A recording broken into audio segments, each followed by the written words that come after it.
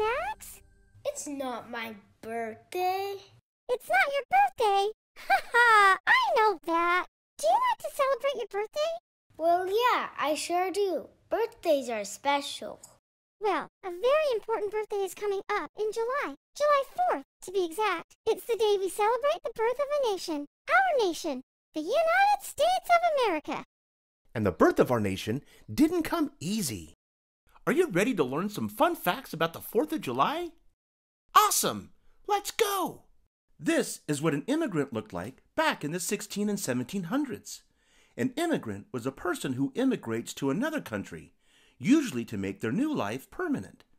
These immigrants did not like their life in England, and for a dozen reasons wanted out of England and to create a better life in America. For them, England was a dead end, financially and religiously. They built settlements along the Atlantic east coast of North America, hoping to develop and use the rich natural resources this land has to offer. They wanted to live fulfilling and prosperous lives. These immigrants became colonists, permanent residents, and eventually established the 13 original colonies. Life was difficult for these colonists, and through harsh taxes and other intrusions in every aspect of their lives, the King of England did not make it any easier. Many colonists began to rebel and protest. Hey, what's your favorite beverage? A favorite beverage in the colonies was tea. I mean, the people drank a lot of tea. Imagine how angry and frustrated these people must have been if they would rather dump a large cargo of tea from Great Britain into the Boston harbor rather than pay the multiple taxes to the king. And that was the Boston Tea Party. Leaders of the colonies held several meetings to decide what could be done to express their displeasure with King George III. Some of their complaints were that England interfered with the colonists who wanted to have their own government, and that the king continued to charge taxes without cause or reason, and the king took away their right to trial by jury, and that the colonists were not permitted to trade freely, and that the king did not protect personal property and hired mercenaries to fight against the colonists. Finally, a committee of 5 men drafted a document. These men were Thomas Jefferson, John Adams, Roger Sherman, Benjamin Franklin, and Robert R. Livingston.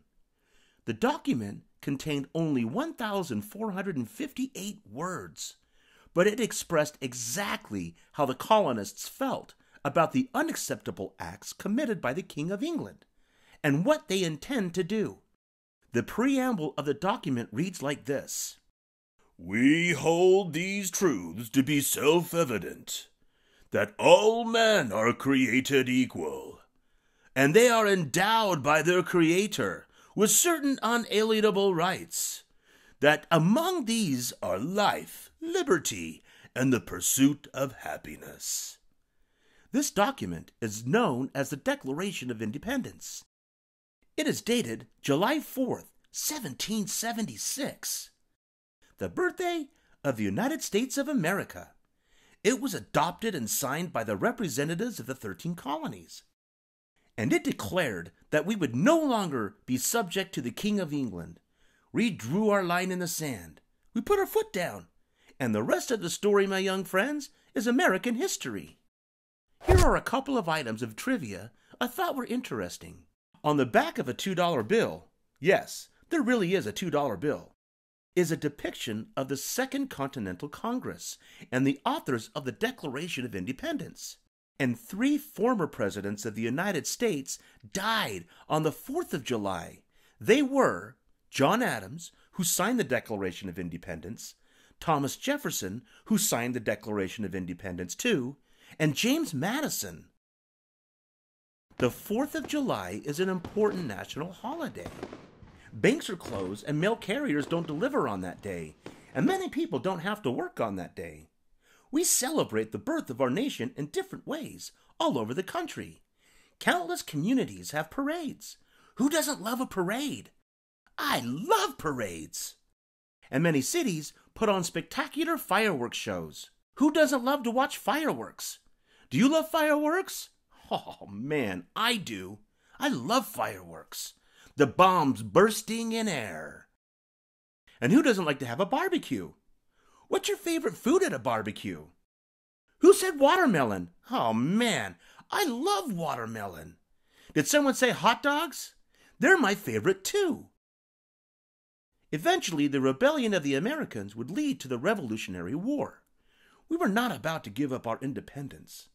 Next 4th of July, as you have your picnic and watch the parade and fireworks, remember the brave people who put their foot down and declared independence and continued to build our wonderful country, the United States of America. Happy Independence Day, everyone! Thanks for following Clarendon Learning. Be sure to subscribe.